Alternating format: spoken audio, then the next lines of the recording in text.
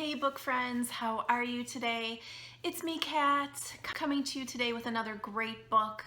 This book really surprised me. I was like, okay, here we go. So the book we're going to talk about today is called Mythical Creatures by Annie Dyer. I have read one book previously by Annie. I did a short video on it last summer. It was called, oh Lord, what was it called? It was called Smoldered, part of the Severton series. So I read that. I really liked it. Johnny and Rhea, I can't remember her name. It was a different, really pretty name. Really liked it. Single dad romance. Okay, sign me up for those. Where have they been my whole life? So when I got the opportunity to read Mythical Creatures, I knew I was gonna like it, but oh my gosh, wow. Whole different ball game. And I loved that previous book. So this, and I knew it was part of a whole series that she has. I think there's, gosh, is there 5, 6, 7 books? It's the Callaghan Green series. So I was coming late to the game because Mythical Creatures is the most recent book. And I knew there was previous books. I was a little worried I was going to get lost and not know what was going on. But oh my gosh, like it made me want to go back and read all of those because I just adored it. So this book is about Callum Callaghan and Wren. And Wren is the nickname. Her real name is Serendipity, but she's a vet. So the Wren in Serendipity, Wren like the bird. So her name, she goes by Wren. Callum and Wren are both vets. They meet in veterinarian school in college. And they, she's kind of the quiet girl, but he talks about how, when he looks at her and before he knew her, she was the kind of the awesome, unattainable girl that all the guys wanted and all the girls wanted to be. So they appreciate each other from the far. They don't have a lot of interaction until this one day, Callum strikes up a conversation with her in the cafeteria and they start talking, and it turns out that she has a little bit of a crush on his friend Jonah, and he decides to facilitate them meeting. That being said, she is not immune to Callum's charms. Callum seems like, and as we get to know him, an all-around really great guy. He's everybody's friend. He is the fourth out of 6 or 7 siblings. He's the fourth in his family, but then his mom passes away.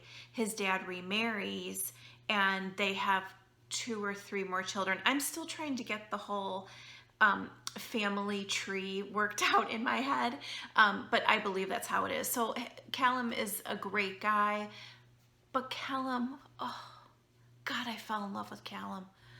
He hit me really hard.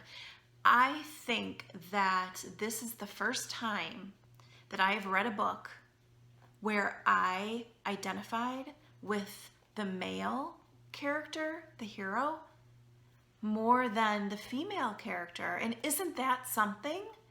There was something about Callum and his baggage, so to speak, and his manner that really spoke to me and I identified with and connected with. I'm not saying I didn't feel that way about Wren. I really liked Wren and connected with her, but there's something about Callum that just hit me right in the heart, and I was like, I see you, Callum.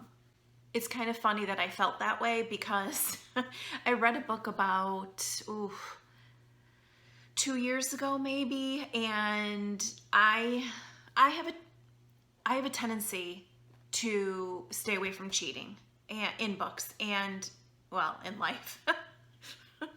And so there was a book I read, and I knew it was about cheating when I read it, when I went into it. But I really do try to push my boundaries as a reader. I want to be a well-rounded reader in the romance genre, but in any case. And so I read this book. I knew it was about cheating. I wanted to see if I could do it. It was horrible.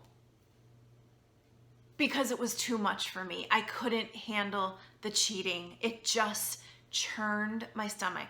And you know, it has nothing to do with the writing, the story, the characters. It was, I guess it's the biggest compliment, right? In that it affected me so greatly and I was sick over it. And I'm not saying like good book hangover, it was so awesome I can't forget it. I mean, like, it ruined the name Callum for me because the main character's name was Callum. I couldn't, every time I heard that word, I was like, oh, that book. Oh, it has still stuck with me to this day. So I was a little nervous going into this book, and I was like, oh, the main character's name is Callum. Oh, Callum changed it. Callum Callaghan changed everything for me. He made me go back to my love of the name. He's that good. Even though Wren starts dating and has a relationship with Callum's really good friend Jonah, there's something about Callum and Wren that they develop a really solid friendship. And there's something about Wren that Callum can trust her with all of his really deep feelings, but yet he's not good at expressing his feelings. There's something that Annie mentioned about him as I was reading it in her Facebook group when I was talking about Callum and how I totally fell in love with him. And she said he's her lost boy. And it's something that they is kind of a theme in the book as well. There's a couple of notes about Peter Pan and Wendy and Lost Boys, and I thought that fit so perfectly. So if you know anything about that, you'll understand what I mean when we talk about the Lost Boys. And he really, something with Wren and how their friendship was, he was able to trust her with some of his really deep-seated needs and desires as a human and his emotions. And she understands it without him having to say a lot of it. She understands him. And he's not good at expressing himself at all. He talks about being a child and have his needs not being met at all.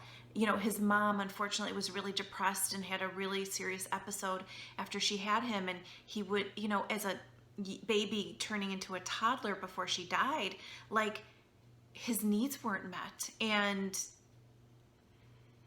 it's something that I really connected with, and how that affects him as an adult as a 30-something-year-old successful man in his own right, but yet he still has these hard times because he can't even get out and verbalize what he needs, because during those formative years he didn't have anyone meeting him. Now, that being said, he has an older sisters and brothers who stepped in as their parental figure, and he has a lot of baggage with his dad because his dad was so lost during that time and wasn't being a good father that his siblings were trying to, Max, his older brother Max, I can't wait to read his book.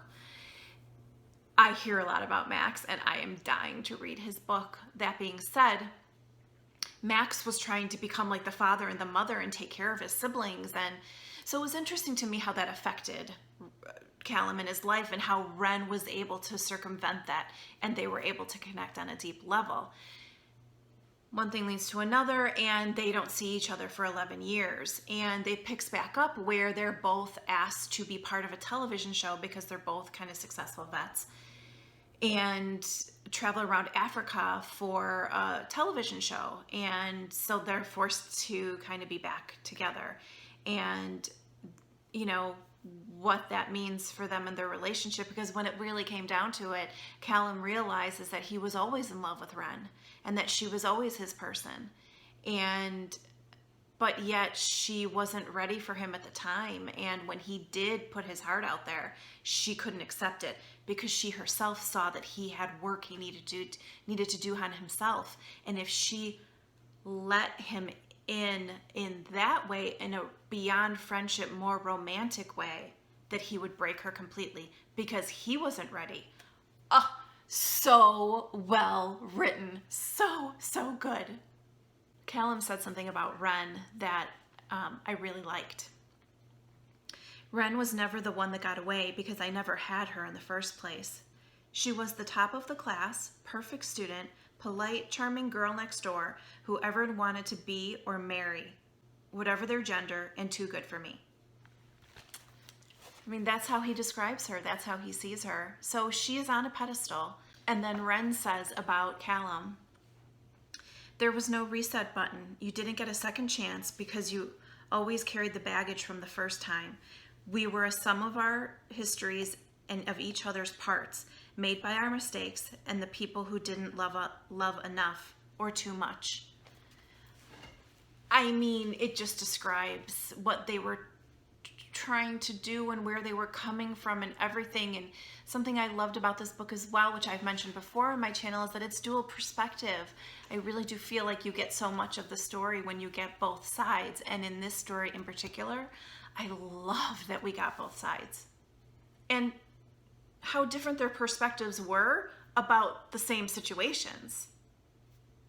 Their feelings on why they stopped talking 11 years previously was different, similar but different, and how it affected them in their lives going forward was really meaningful, and I enjoyed getting both of those perspectives.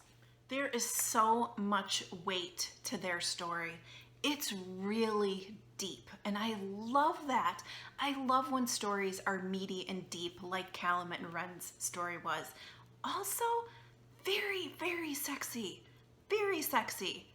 I absolutely loved the banter and the text messages, speaking of which I just got one. Sorry, I forgot to turn my phone off. I loved the banter and the group texts between the brothers and the Callaghan and Green brothers and sisters. It was amazing. And then one of the very soft, tender parts of this book was the letter that Callum wrote Wren towards the end. Oh my God, it was so good. So good. I'm currently reading another book of Annie's. It's called Changing Spaces. It's part of the Callaghan Green series. I'm doing a read along actually in her Facebook group, so it's chapter by chapter, and I'm so enjoying that, and I can't wait to talk about that in a future video. Thanks so much for stopping by today. I highly recommend Mythical Creatures and the whole Callaghan Green series. I can't wait to read more. Make sure you check out my social media, which is katreadsromance on Instagram and Facebook. Don't forget, I talked about in my previous video about the 12 Days of Christmas event that I am co-hosting with my friend Dawn Edwards. I have done videos on Dawn's books. She's amazing. So the 12 Days of Christmas event is going to be a lot of fun. Would love to have you come over and check it out. I would love to hear from you. I would love to have you subscribe. I would love to hear if you've read any of Annie Dyer's other books. I know she's got quite a few, and I cannot wait to read them myself. So if you've read them, let me know which one's your favorite, which one of the Callaghan boys you like the best, because oh my gosh, they are all amazing. And I'll see you soon. Bye.